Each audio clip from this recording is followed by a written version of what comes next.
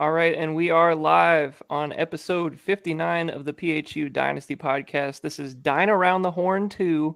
We are joined by three esteemed colleagues, owners of the Long Gamers, Lambs, and Bombers all this week. And we are excited for another round of great questioning and debate. So this time we're switching up the panel, and we got some new questions on players and teams. So we're going to get to hear some great stuff. How you guys doing tonight? We'll start, Sean. How you doing? You Man, feeling I'm better? good. I'm alive. Thank you for doing that solo pod. Sorry, we kept delaying it. My daughter almost killed me, apparently. So but I'm good now. I'm feeling good. He's good to go now.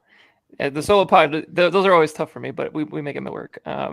James Seafew, owner of the Lambs, how are you doing? Yeah, doing well. Are you feeling better after the championship loss? Is everything?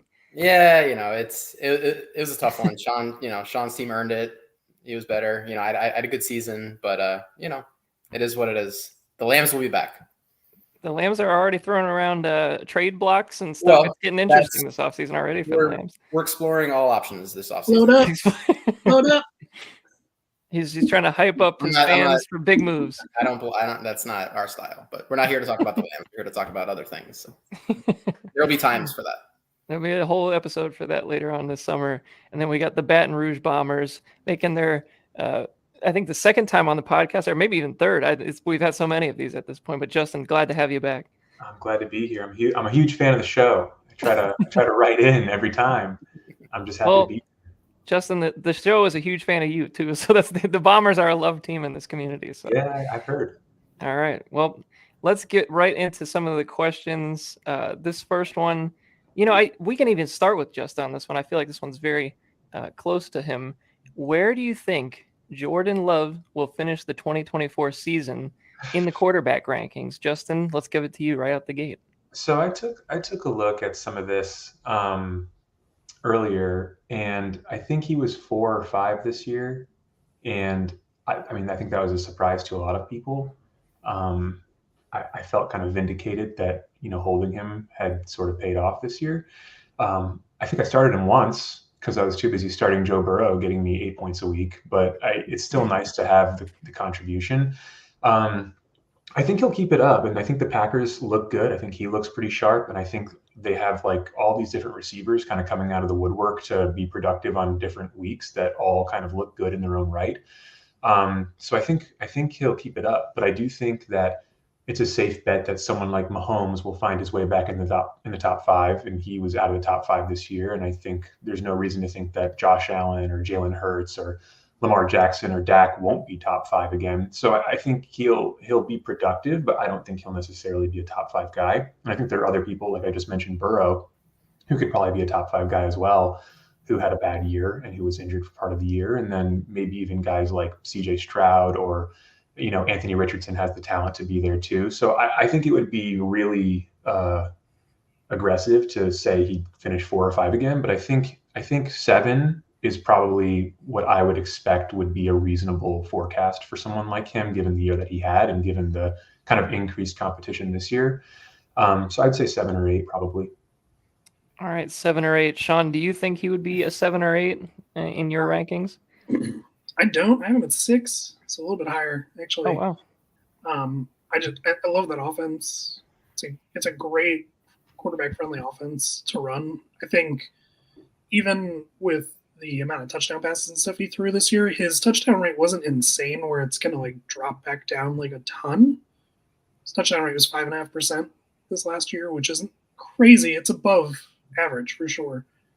But I think another year into the offense with all of the younger players that Justin was talking about, he's got like 5 to 6 legitimate options at receiver, kind of the tight ends and those receivers, not counting Aaron Jones, who's going to be back. But I just think he's in a great position to repeat. I like him just a little bit more. James, do you got him at 5? No, I don't. The pattern going? I don't quite have him that high. I think it's more like back end QB1, 8, 9, that range. I think he was second in the league in touchdown passes with 32. Dak led with 36. It was kind of like a down year for touchdown passes. Frankly, I'm just going to take like the year-to-year randomness, and regression that he'll be closer to say 25, 26, more in that range, maybe a couple more picks. I think teams will, now that they have a full off season to like really evaluate what Jordan Love is in that Packers offense, teams will figure out a little bit. It's that classic thing in sports where like being like the hunters, what the Packers were, like nobody expected anything of the Packers. It's one thing to go from being like the hunters to the hunted, right? Because now the Packers are going to be every jackass, sports anchor is going to pick, the Packers are going to be a Super Bowl threat, because they had a nice run in the playoffs. They should have beaten the Niners. I'm just going to be hesitant on it because I don't know. I think early in the year, there were games where he looked bad, and frankly it surprised me that he finished as well as he did. Like if you would have asked me after like week 5 or week 6, if you would have told me, he's going to finish as QB5, I would have said you're crazy, because there were games early in the year where he just frankly wasn't good, and down the stretch I know he was amazing, but I think some of that was that they had a good schedule, the young players developing. I just think there's going to be there's more film, there's more tape out there on him, and I'm just going to take the under on it. Yeah, the Bucks gave him quite a hard time this year too, and I think right now in Keep Trade Cut he's ranked at QB 10. So that's depending on how. I'm actually surprised. I actually thought it would have been higher because he's younger and flavor of the month kind of thing. I will say one point, just like with teams catching up to them, I would believe that if he didn't improve so much throughout the entire year. No, yeah. Because like tape catches up with you even in the same season. So right, but he was improving they were bad early. Yeah, there was no good tape of him. There was no good tape, so that's I don't know. It's kind of a weird argument, but I just remember there was a Thursday night game early in the year against the Lions where like they could not move the ball in the first half, and then there was the game against the Saints in classic Saints fashion, like they blew a game that the Packers came back to win. And like a game like that is actually why the Packers made the playoffs, was they beat the Saints early in the year and they had like the tiebreaker over them. And just like some of the big spots, he didn't play that well. Like they played Minnesota twice before Kirk got hurt, and the Vikings outplayed him. I just think circumstantially things worked out for them late in the year, and they kind of just backed into that. Not backed, but yeah, like they nobody else wanted the 7th seed in the NFC, so they're like, hey, we'll take it. Packers were an interesting finish. Go ahead, Justin. Yeah, I kind of agree with both of you. I don't think those things are mutually exclusive. I think that like people can like pick up on the tape on him from the second half of the season where he was playing better and, maybe be more prepared for Jordan Love. But I also think that he was playing better, and he does have the supporting cast and a good system, so it might offset. And then there's just my concern is that I think he is maybe due, like you said, James, on the touchdown regression front to see fewer touchdowns. And I think there are people, like I said, Mahomes or Burrow, who are due for positive regression, who are going to be back into that mix. So that's why for me, I can't put him statistically in like a top 5, 6 situation. But when I got to that point, I said, well, who am I really putting at 7, 8, 9? And that's why I was saying like, well, maybe CJ Stroud, who's offensive. I'd rather have Stroud in redraft. And I think Keep Trade Cut would probably agree with you. I'm sure Stroud is higher than Love is. In real life football, Stroud is number 3 right now. Both. I want Stroud in both. Okay. Yeah, they got Stroud at 3. It basically Keep Trade Cut. They have Jordan Love at 10. Well, Caleb Williams at 9. Herbert at 8, which is Herbert at 8 seems low, and then Anthony Richardson QB 6. So it's the rushing. The upside, rushing upside can't be ignored with him. So. Yeah. So and Kyler Murray is just below him this year too. He ran for like 250 yards. 250-ish. Like 4 touchdowns. Got some wheels. All right, let's go to our next question. This time we're going to start with James, and this is who will be the Atlanta Falcons quarterback next season? Got it. All right, I got a good one here. So everyone is thinking Fields. That's kind of the hot name, everything. I think that's a little bit of smoke and mirrors. They passed on Fields in 2021. They had the 4th pick in that draft. Took Justin's boy, Kyle Pitts. Great selection. We all love it. We all love it. But I remember going back to that draft on actually, yeah, I'm not talking about Fields. I think it's going to be Russ for the Falcons. Really? Yeah, same answer. That's you had one. Okay. The reason I think it's going to be Russ, like I don't think the Falcons are going to get in a bidding war for, let's say, like a Kirk Cousins or like I think Kirk probably goes back to the Vikings. I do think the Falcons are going to get saucy and try to drive the price up on Baker for the Bucks. They may try to go, but like I I think the Falcons are going to ultimately say, you know what, let's do what the Bucs did with Baker last year. Let's get the cheap quarterback in Russ. And, I think pairing like a veteran QB like Russ with the young guys they have is kind of a nice pairing, right? Like, do you really want like another, then you have all young, young quarterback, young receivers.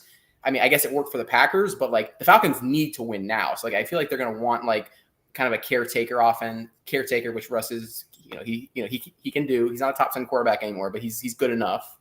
They're going to want to run the ball with him.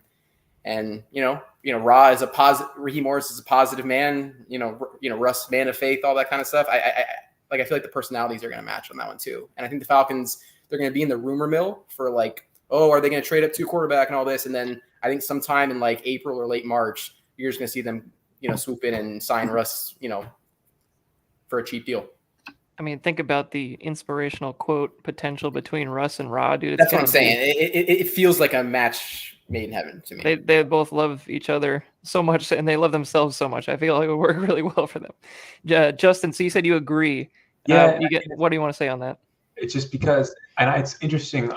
I mean, I agree at a surface level with everything that James said. I didn't even really have any way to rationalize it. I just thought it made sense because I didn't know where else Russ was going to go, really.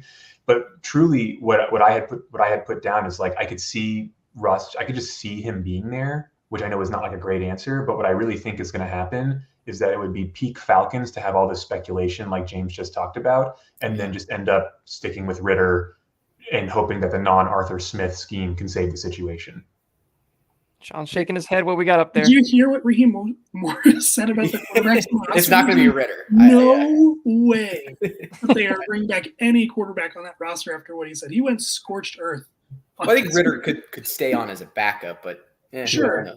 But there's no way there's not a chance. 0% chance that's happening. I would be shocked. So who you got? Yeah, what's your pick? All right, so going off of them bringing a McVay guy over to run the offense, I'm going to go with a rookie, and I'm going to go with the guy that fits a McVay Shanahan-style offense the best out of this draft. I'm going to go J.J. McCarthy. Ooh, wow. That's a spicy one. Better than Bo Nix? I thought you were going to go Bo Nix there when you said that. No? No, I think McCarthy is classic Shanahan-style guy. I think he fits right in McVay offense as well.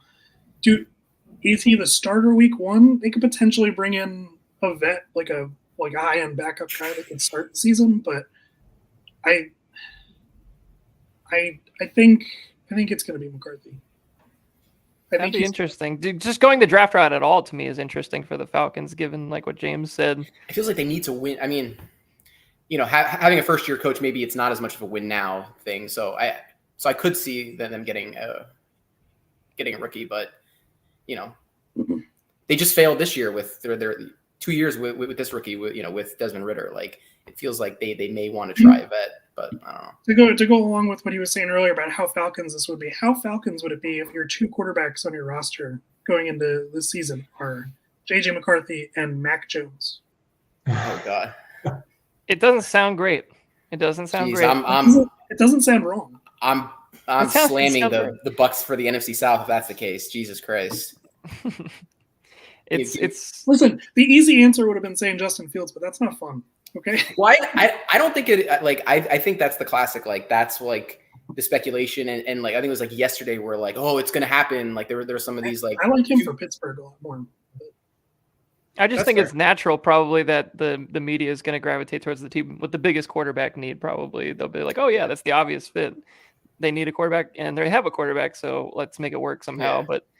But yeah, the draft route would be kind of crazy for the Falcons, right? Yeah, I think they'd be more likely to like trade up, get Jaden Daniels, get Drake May or something, like trade up to number 3 versus stick and pick with McCarthy. But I don't know. McCarthy is a very polarizing prospect. I've heard people think he's top 15, and I've heard he should be 3rd round pick. Like it sounds a lot like Levis last year. I like him more like McDaniel. Yeah. You like him more than who? Jaden Daniel. Jaden Daniel. You would rather have. Well, I want to clip this. What time? Yeah. What's the timestamp on this? Wait. You'd rather have J.J. McCarthy than Jaden Daniels.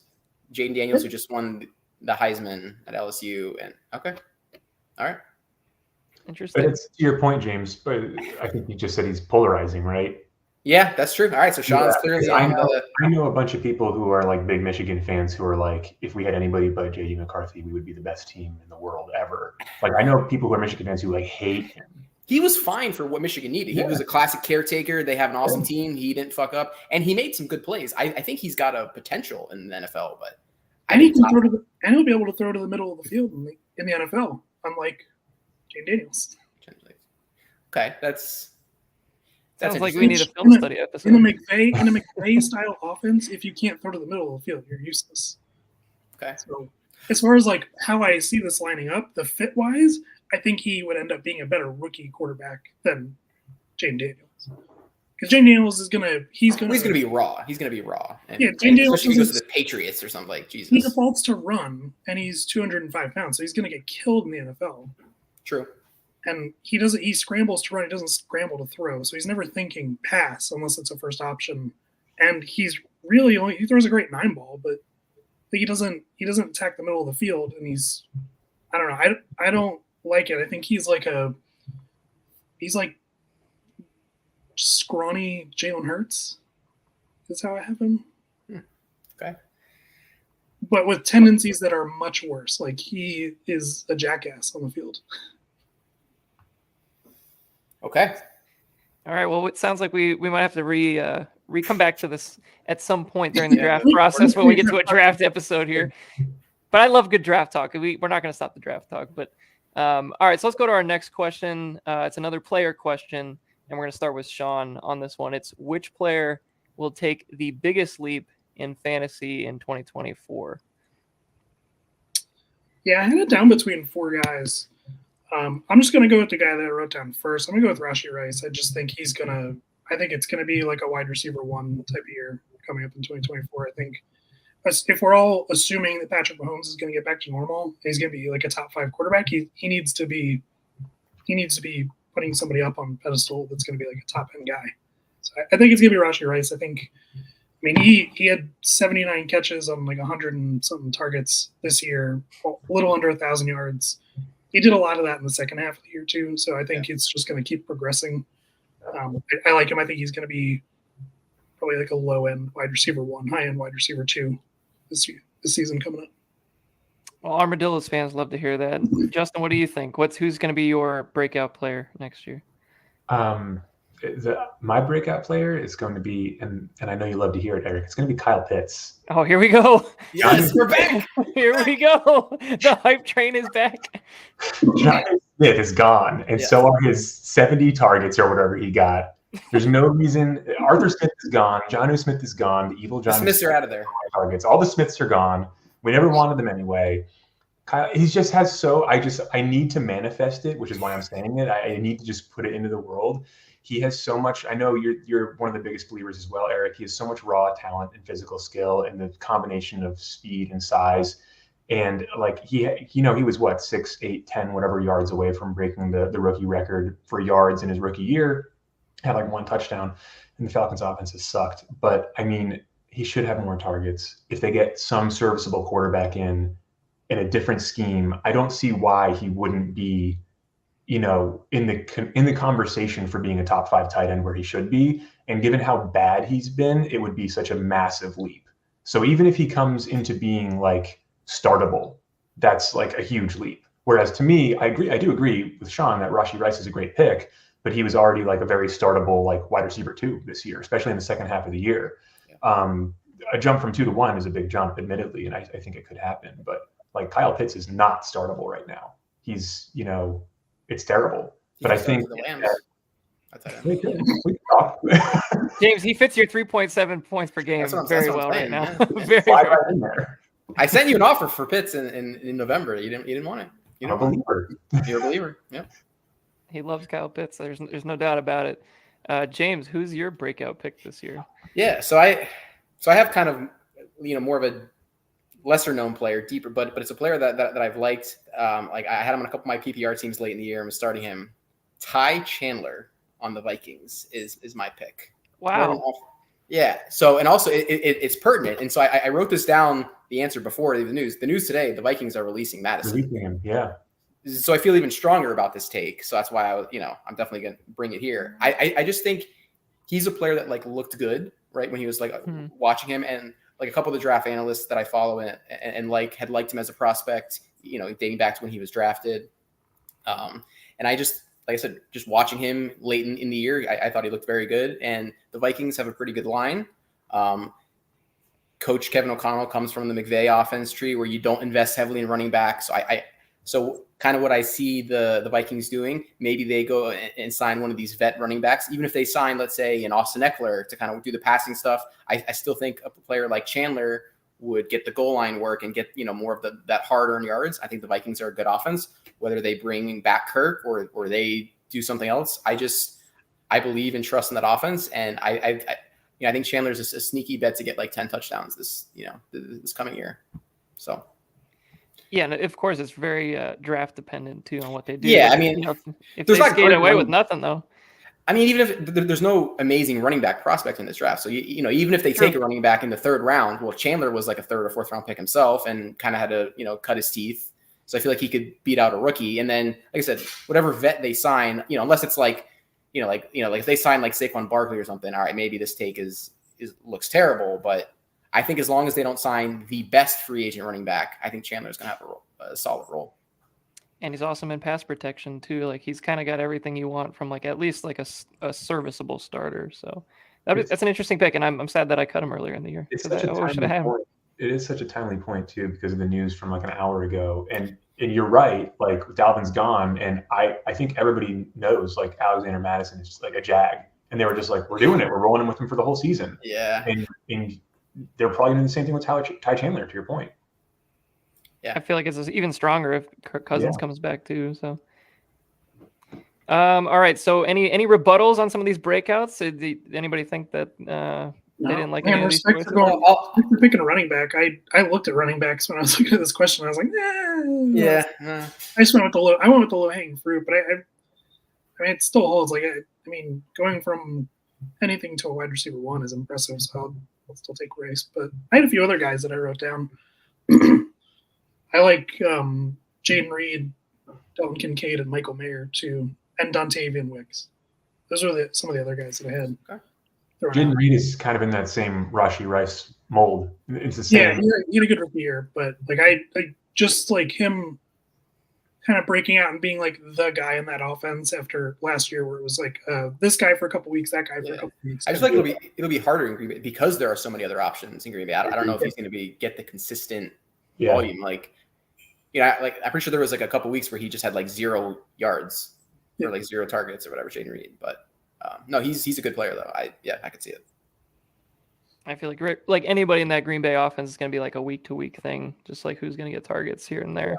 Whereas Kansas City is like only Rashee Rice could catch the ball this year, and nobody else could physically catch the ball. Yes.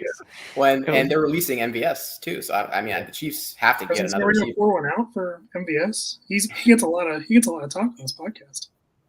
Yeah, I think they saved $12 million on the cap, and USF Bulls, go Bulls, go Bulls. All right, let's start getting into the nitty gritty of the league here. We'll circle back here to Justin at the bottom. How can the Muskegon Muskrats improve their chances of winning a title? It's a tough question, but somebody had to ask it. Yeah, oof. Interested to hear that. Tear it down. 4 more years. It is a tough question, and I think the thing that makes it so interesting is that there were so many. Like the 2024 hits for Alex were tremendous. Like bringing in Laporta and Puka Nacua and Pat Mahomes, those are his 3 best players far and away. And without them, I don't even know what the situation would be for his team. And then I like some of the other guys like T. Higgins or Ramondre or Najee. But like after that, I'm not really like a believer in anybody on that team, and having no draft picks is just it's an issue. I mean, does he have one? Or does he have none? Nope, not a single one. Right? Okay, yeah, I read that earlier and I wrote it down and then I said it and I was like, well, that can't be right. He can't have no draft picks. I must have, but like no draft picks, and like for him, thank God he got some of those top end talent guys this past season, because it'd be like real trouble without them. But I think there is, I don't think there is a way to improve the chances of winning a title, at least this year, at all. I don't think there is a way. In the next few years, I think it has to be there's no picks. He has to accumulate some assets to be good, and he has no. The only thing he can do is sell the good players that he has now and recycle them, or just wait. Rearrange the deck chairs. Yeah, there's no real solution to it. Sean, do you have a solution? Justin's got nothing. Imagine a meteor that takes out all of the United States except for the state of Michigan. No. So I will just literally verbatim, just repeat what I wrote down. I said, get very good results in upcoming free agency for guys like T. Higgins, DeAndre Swift, Calvin Ridley. So best possible scenarios, the best possible timeline. So he needs to suck out. Okay. Yeah. Then sell high on top players for a mix of draft picks and usable players. So, imagine how much you get for Puka Nacua right now. You get a lot. And then hit on those draft picks. So, needle, thread, Alex's ability to draft. And there you go. I don't see it, man. It's tough. It's tough out here. Yeah. James, what do you got? I'm not going to pile on in that same way. I'll take it in this direction. Make up your damn mind on the core of your team. Stop changing your overall strategy every 4 months, right? We've had Breece Hall on our team 2 or 3 different times, and one of those stints he was just rehabbing on Alex's team. He was rehabbing for the Jets, and then as soon as Breece Hall was ready to go, we ship him off to Tibbs for the aforementioned Mahomes, and Laporta package. I just think through all these trades and everything that he's done, he's watered down the talent and value on his team at every step of the way. We had Breece Hall, who going into this year, we'd all love to have Breece Hall. He's what, Eric, on Keep Trade Cut, he's probably the number 2 or number 3 running back, right? Yeah, I'll take a peek here. Yeah, so we just give him away. Oh, we don't need him. And it's you can sell me the idea of hey, every once in a while you got to take a value hit to maybe increase the functionality of your team. Oh, I needed a tight end, or I needed a wide receiver 3, so I had to take a value loss, or I have I'm trading my first, but I'm going to be a good team, so this team values my first at this, and you can sell me on those kind of ideas that hey, I'm trying to find value in the margins, so I got to give stuff up. The issue has become for Alex is he's lost value at every trade, every step of the way. The Nick Chubb trade. I mean, that we've beat that dead horse. But if you go back as far as I think the last pod, Eric, you were recapping the 2020 draft and all the great players there. Alex had a lot of picks in that draft, right? And he traded he traded picks to Sean, all this stuff. So at that point, it's we're building the long game, we're accumulating picks, and then the next season, it's actually now we're going to try and win. He first makes the Nick Chubb trade with you, Eric, to try and compete that year. And I remember there was a moment in time. It was week 3 or week 4 of that year. Alex even beat my team early in that year. His team was looking really good. And then Breece Hall gets hurt. His team was really good at that point. And then his players got hurt. And instead of just swallowing his pride and taking his medicine for that year and saying, you know what? I got a young team. I'll be back at next year. He no, I have to make the playoffs this year. And it's why? We could have just kept it there. So again, that's criticism of the past. But going forward, just make a decision on who the core of your players are and roll with that for at least a year and a half. You can't keep shuffling it around because you're losing value at every stop that you make. So that's my answer. Yeah, I will say before, he has enough talent on his team to beat anybody in the league in a week. Yeah, no, that's not correct. It's just he has no depth, and so the consistency of doing that is going to be difficult. So. Yeah. Good points. All right, let's go to another team that might have a little bit of concern heading into the offseason. We'll start with Sean on this one. This is going to be on a scale of 1 to 10. What is your concern level for the Battle Axe's current roster? I'm at a 9. A 9. Concerned. I don't see a second startable receiver or third startable receiver on this team. It is terrifying in a 2024 where receivers are kind of dominating fantasy football. Like he's in it. Like it's tough. And he's got draft capital, but he doesn't have great draft capital. So it's like he's gonna have to hit on like a Puka Nakua level kind of guy for him to kind of be back in the like high end mix. His running backs are good enough, and he's got good position players everywhere else. It's just he needs to hit and like hit hard. Yeah, the receivers feel like they got old pretty quick there.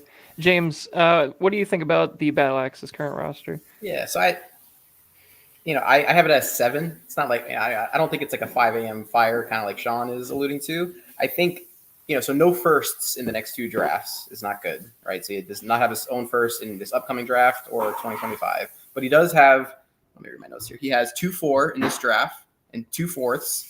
And then next year has 2 thirds and 2 fourths, right? So like we just talked about, Alex has no picks. Like at least Scavelli and the Battle Axes have like some mid-round picks to hit on some of these guys.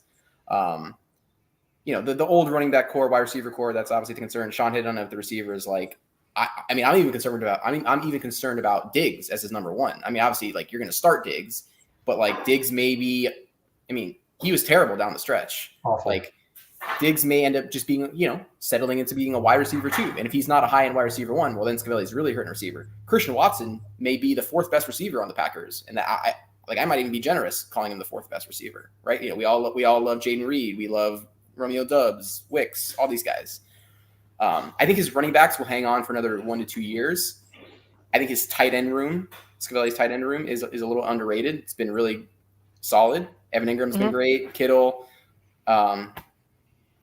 Njoku finally popped off. I think the biggest thing for this year, ironically, we were talking about it a couple questions ago, Scavelli has Russ and Justin Fields. I think where those guys land could determine where this team is, how we feel about the team going into this year. If both guys get shitty landing spots, it's going to be tough. But if one of them gets the Falcons and the other one maybe gets like the Raiders or something, I don't know, whatever, random teams, like good situations, maybe we have a better outlook. But a couple running back injuries and this thing can get off the rails real quick.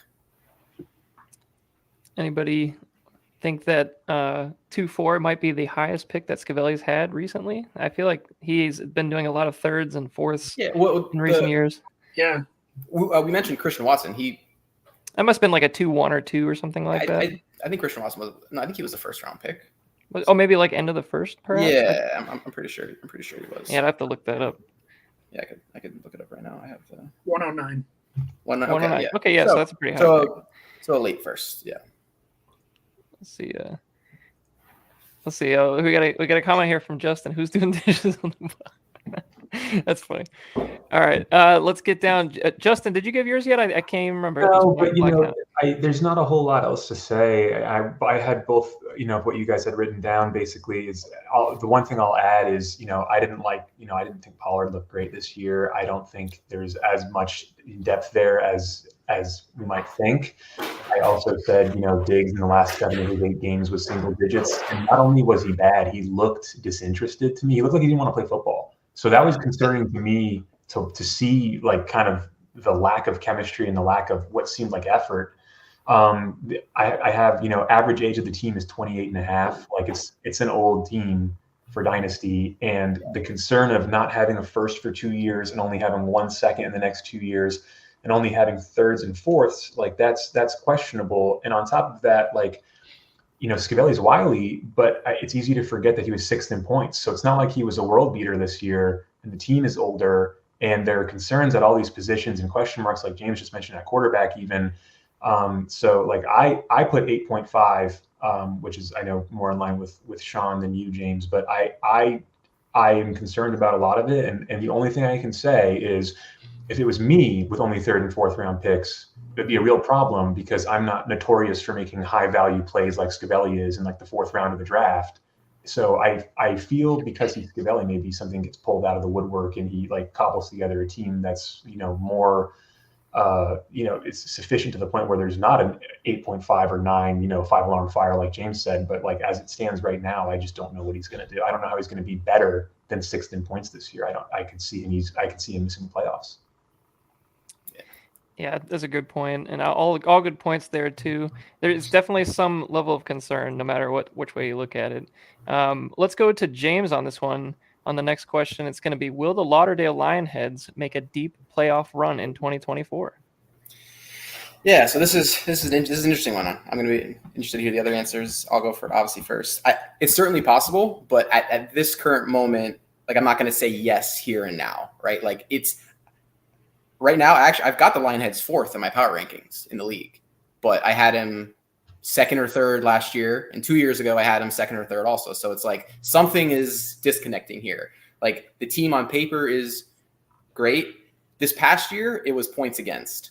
Like, you know, the Lionheads finished third in the league in points. Sean and I were obviously way up there, and then Vince kind of nestled in there third late in the year. Had some really bad weeks in the middle of the year that cost him some wins, which is why he didn't make the playoffs.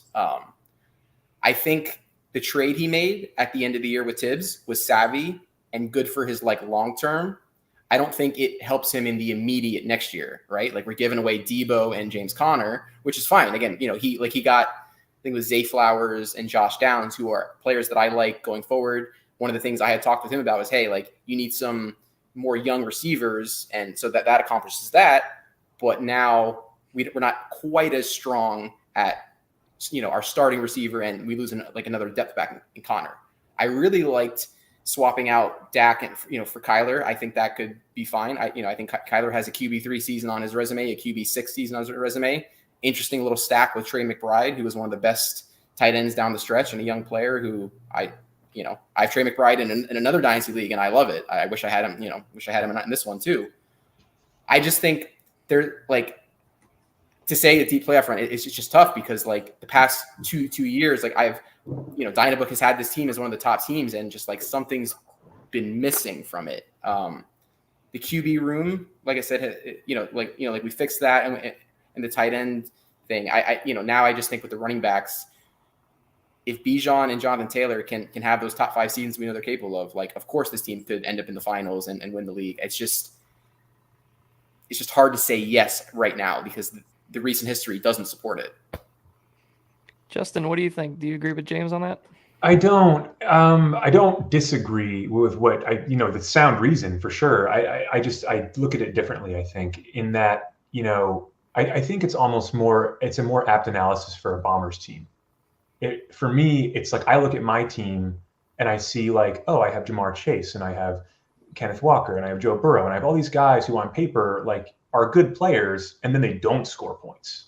And I'm like, maybe they're not good players, but everybody agrees they're good players. Whereas for Vincent's team, like they are scoring points. Like it's not like it's good on paper and it's still good in terms of the point production. Like obviously it wasn't on par with you and Sean this year, but you're still third in points. And that's, considering or even in spite of the fact that Aaron Rodgers is hurt, Kirk Cousins is hurt, he has to make the trade for Dak later in the year. So there's all these quarterback woes that are totally out of his control. But now he's got Dak. Aaron Rodgers should come back. Kirk Cousins will come back. He'll have, options upon options. Cooper Kupp missed half the year, and he was terrible for the other half the year that he was there. And despite all of that, he's still third in points. So it stands. Maybe it's just a more optimistic view, but I think that given that and given those like returns, I don't see why he wouldn't at least be third in points again. It's because it's not like they're not producing. They were producing, maybe they didn't produce enough, but he still had a lot of really good production on the team. Kirk Cousins, Christian Kirk's on IR. There's a lot of people that can come back into the fold. He's got a lot of depth there that, I agree it's tough to say anybody will make a deep playoff run because anything can happen, but I don't see why it wouldn't happen. I think if the points against evens out a little bit, it's an easy sell.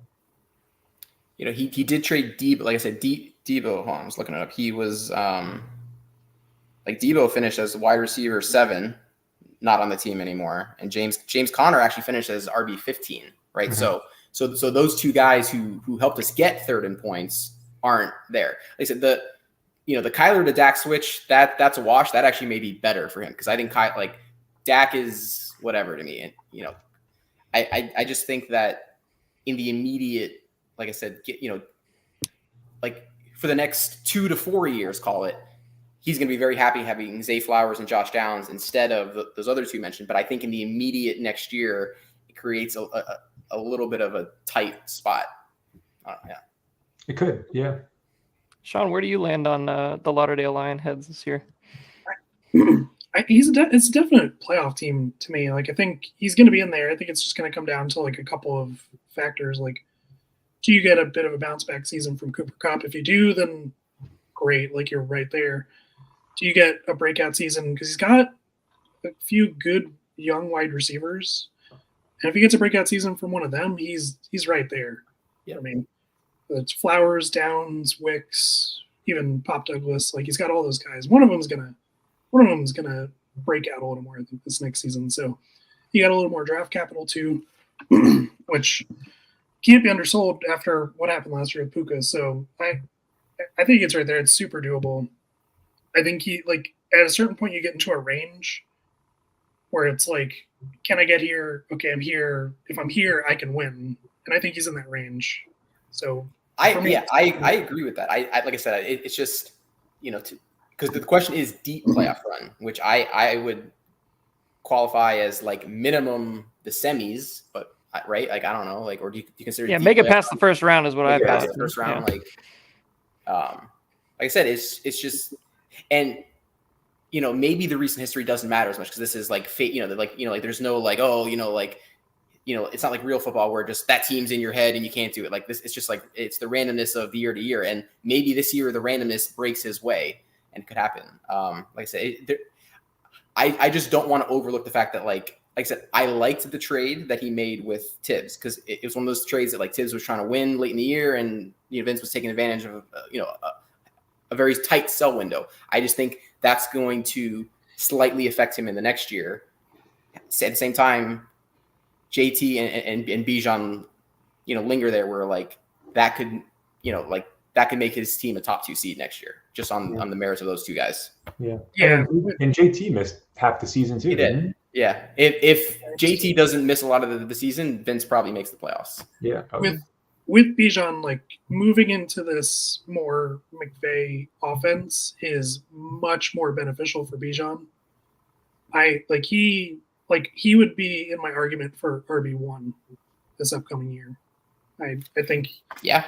Obviously, he's got the talent. Like, it's gonna be there, and like if he's on like a McCaffrey level kind of like run, that's a big difference from what you got last year. Like, let's not bring McCaffrey level run. Like, it's hard to forecast a McCaffrey level run. Yeah. Like, the talent. Sure, the talent's there, but McCaffrey has a couple years where he outscored the running backs by 50 points. Like, last year. I know, and 2019. Like, let's settle down with that. I meant just as like a league winner type, like not. Oh no, he could be, and he has 2 league winner types on his team. I'm in Taylor and Bijan, right? So like it could happen. They're just not McCaffrey. Where do you think? Where's he on the trade block, James? Taylor, right? Why is he on the trade block? Well, that's a good question, Sean. It's a business decision. It's a business decisions, absolutely. I'm trying to drum up the trade interest here, Sean. Like, come on. This is all propaganda. Exactly. Let me have my propaganda angle. Jeez. All right, another team with championship aspirations. Let's go to the next question here. We'll start with Sean on this one. Is Dan's running back room viable for a team with championship aspirations? And Madison, frankly, could be dropped off this list. Yeah, he doesn't deserve to. I didn't even know he got cut. Absolutely not. This running back group is fucking tragic. It's awful. He needs to make a trade or he's not going to do anything next year. I'm done. Wow. Quick one from Sean. Wow. Strong words for the Philadelphia Plague. James, what do you think? I mean, it's crazy because we got the suck out of, getting Chubb for pennies from Alex, and it just didn't work out because of the injury. But Chubb, like, have you guys seen this too? There's like these like random rumors that like, oh, he may be cut or something. Like, yeah. I think the Browns are going to try and squeeze him for cap dollars. But like, let's say best case scenario, he he misses the first couple games or something. He's going to be slowly worked in. Like Chubb's, like maybe late in the year, Chubb is great in his RB1 status, but Dan may be 2-6 by that point. Like if we don't do anything at running back. Look, the other running backs, like I said, Dylan, AJ Dillon's been traded a few times in this league because he's just ain't it. Gibson, again, there's a lot of good free agent running backs this year. Derrick Henry, I mean, basically Scavelli's entire team. Derrick Henry, Barkley, Tony Pollard, Austin Eckler, free agent. And those running backs you mentioned on Dan's team, Madison, Dylan, and Gibson, they're all free agents. Like, nobody's signing those guys probably until July. Or training camp signings. Training camp. Like, so we just, like, what are we doing? And it's just tough. Like, I agree with Sean. I'm getting more long-winded here, but, like, no, it's not viable for team champ. It's, when you have an older team like Dan does, and like we were talking about with Scavelli's team, like the bottom can fall out really fast. And it's unfortunate that it just seems like the plague, it feels like that's what's happening here. And, as you guys know, I'm hardcore with, like thinking the running backs are still a driver. Yes, we're moving into more wide receiver driven fantasy football, but running backs still, like Sean, your team was built on QB and third receivers. I felt, the biggest reason you won this year was Raheem Mostert came out of nowhere to be, RB2, and then Kyron Williams was nails for you late in the year. Like, I believe running back is what it takes to win in the end still. So, and he doesn't have it. Justin, do you agree?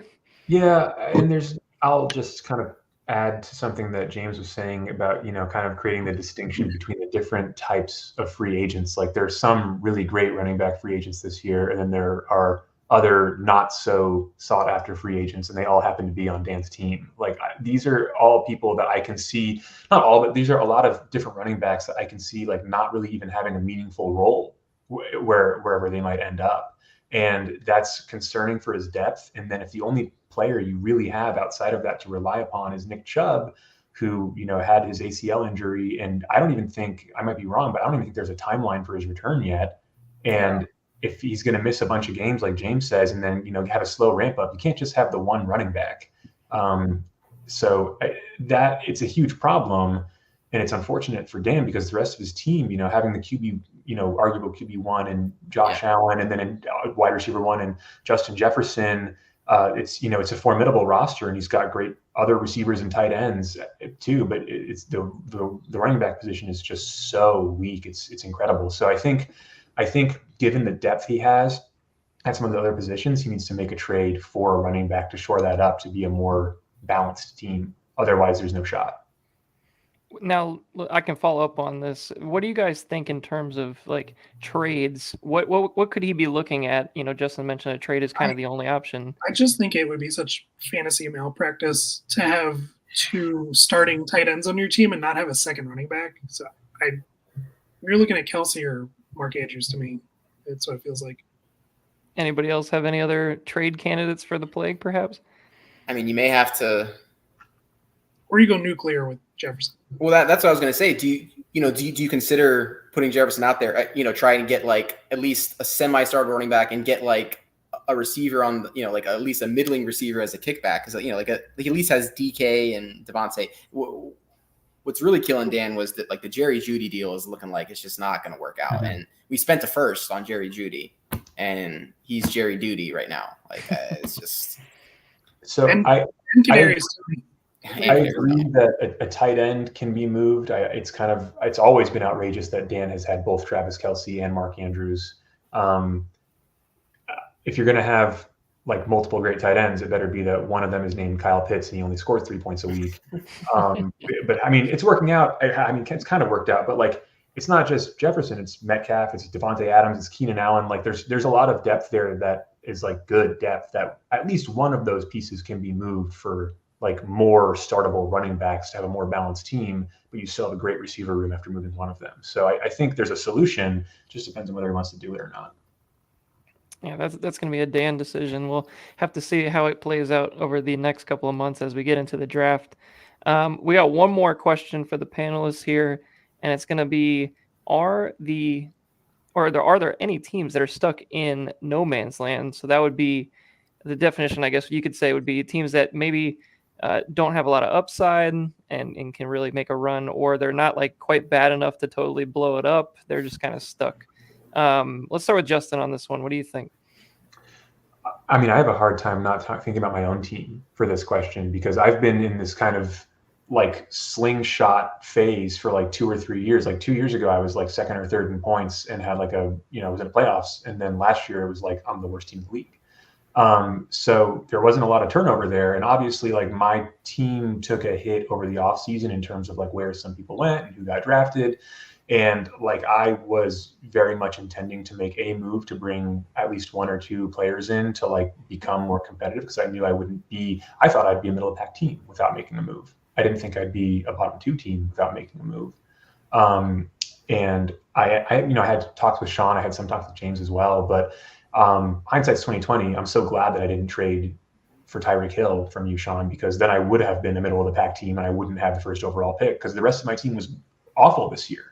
But it's kind of what I mentioned earlier in response to what James was saying, about Vincent's team, is that like my team, I think I have a lot of good players and they just don't ever play well on the same weeks this past year and a half almost. So I don't know, I have the 1-1 and I have some like I still have picks and I have players who are coming back from injury, but like if it doesn't work out this year, I need to do something different. But that's, I think, kind of the definition of the question you're asking is like, that's the kind of definition of being stuck. Like I'm in a wait and see mode to see like, will the players that I have who are good actually be good this year? Or are they going to have another year like last year? And then I'm just going to be like, okay, well, I have Marvin Harrison Jr. and I'm selling everybody else. And then, that's a position that I could be in. James, do you think your pick is Justin or is it somebody else? No, I wouldn't say Justin only because he has the draft picks, right? It's like you're going to get Marvin Harrison. I think you have another first, right? Because you got in the Jacobs trade. So it's like sadly the Armadillos were so good that it's like 1.7. Okay, that's not the 1.4, 1.5 I was hoping for. Okay. But it's still it's another first. So that's like, yes. And you have like the Jamar Chase Burrow thing. So it's like we're still building that. So I would put you more in the not in that phase because it's like like the no man's land is I view it where it's like you don't like the future and the present are murky. Like your present is kind of murky, but the future, like having Jamar Chase and Marvin Harrison, like dynasty managers would do terrible things to have that on their team. So like I think you're fine with there. I think the answer to this question is probably the 2 teams we kind of spent a lot of time on, and maybe even the third team. I think Alex like 1,000,000% is in this bucket because we have no picks and we have a middling team. Like Mahomes, great. Sam Laporta, great. Now, but the capital we spent to get those players was not wise. And then our running backs and receivers, like, Najee Harris, Ramondre Stevenson, DeAndre Swift, it's all the same player. Like, none of these guys are like, I mean, maybe one of them can end up as an back-end RB1, but they're all more of like middling RB2s. It's fine. You need to start those guys. Dan would love to have one of those guys. But, like, we don't have elite talent running back. Thank God for Puka Nacua because our other receivers are not very good. Calvin Ridley's getting a little long on the tooth. Alex wishes T. Higgins could be like a Mike Evans type as like a true go up and get receiver. I think T. Higgins he's just kind of there. Like, like he may chase the bat. He's not chasing, like, the Bengals may franchise him, but I've heard tag and trade. Like, I don't know, like maybe he ends up in Carolina or something. Like, is that good? So I just think, and then Alex with no picks, like, yeah, that's the definition of no man's land. Kind of like what Sean was saying earlier is like he'll need his players to have these awesome landing spots to like give us a reason to think that he won't be just 7th, 8th, or whatever. And I think the other team is probably Dan because when you have an imbalanced team and you don't have draft picks, like so it's not like Dan could go nuclear and like trade everyone to just get younger because he doesn't have his own first, but it's tough because trying to get the running backs, it's a hard thing to buy in this league, right? Because like there's not as many good ones. So like, what does he do? I think that's the definition of being in the muck because it's like he just has to wait and see with running back. And yeah.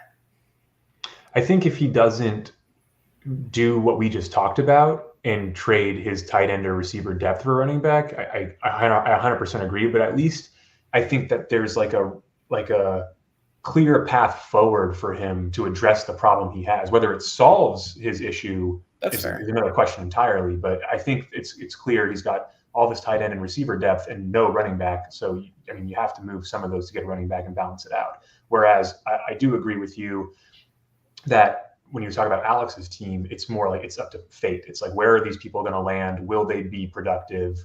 And will they be productive enough to, there's nothing he can do. Yeah. Sean, do you have anything different, or do you agree with one of these guys? I was just going to beat the dead horse on Dan's team. Alex is fun and all, and I think that's definitely the right answer for sure. But like Dan's team, the only reason I say that is just because we had him on like such he's been like a top 3 team, like when any of us are predicted every year, and it just hasn't worked out for him. I think he's been number 1 in Dynabook. I think Dynabooks have been around for 3 years. He's been number 1 going into each year. Yeah, now you run into a position where like we've all come to the agreement that like, okay, he probably needs to make a trade, and like, does he end up getting what he wants out of that trade? Like, does he get good value for the players he's going to have to give up? Because trading for a running back when you're giving up a receiver or like these top flight tight ends, like you trade inevitably probably into like a smaller window, most likely. Yeah. Because, yeah. So you're really not getting the value back. So you're going to do what Alex ended up doing, and you're going to shrink your value every time you make a trade. He doesn't have a first round pick until 26. I think that's true in some regard, but also not true in regards to like the window is not huge for, Mark Andrews or Travis Kelce or Keenan Allen. Like those are older players. That's true. So that could be like an equivalent small window to a running back. So true. I think what I'm saying is when you trade one of those guys, like you're not going to get, like I'm not going to trade him Kyron Williams. I don't think he's going to get Breece Hall. Like he's not going to get any of these younger sub 26 age running backs. So it's going to be similar, but like it can be like a year for a running back. Like you never know. Yeah. And at least with like Andrews, like you're going to get like 2, 3, 4 more years of Andrews pretty easily. So it's just more inherent risk when you make that kind of trade. And Andrews is only 28, by the way. Yeah. Pretty young overall. Yeah, he's still in his prime. Do you guys think the battle axes are, because that was the other team that I considered for this? They really do need to make a trade because Cavalli has the running backs. He needs a receiver, and Dan has receivers. I wasn't even going. Yeah, no, that could, no. I was saying for like to answer this question of who could be in the muck, is Cavalli's team in there? I think he's just got a little more draft capital, so I think. Yeah. I think I would. But no, it's interesting. Yeah, he's bleeding out. He's bleeding out on the side of the road at receiver, and Dan's bleeding out at running back. Maybe that's We're just spawning trades here on the podcast. Yeah. It'd be the nicest trade in fantasy history. I'm sure there'd be a press conference. I'm sure suits would be worn. It would be a great day for the league for sure. That's the last question I had for you guys. We had a great time here on this podcast. I'm going to put it up for a vote to see maybe who had the best arguments and who maybe won each segment, perhaps, if they thought somebody made more points than the other. So we'll see if we can get some voting in here. Next week for March 6th, we're looking at a rookie draft preview episode with some NFL combine talk. I know we got the big day tomorrow with the receivers. I think we're running tomorrow, or maybe it's Saturday. But it should be a fun day either way with the skill position players coming up. So we'll have plenty to talk about over the next couple of months with the draft. Guys, thanks for joining on, and appreciate your time. Yeah, and we'll can't wait to hear more JJ McCarthy takes from Sean. That'll be fun. I was gonna say now it's a hot topic now, so here we go. We'll have to see what other hot draft takes he has this year too. Because last he had, I mean, the Janu Smith call was just, it was electric. I know it's not a draft take, but it's just you can't beat that. I'm excited for more of that. You better start doing your research now. I want more of that this year. All right. Well, let's end it here at just about an hour, and we'll see you all next time.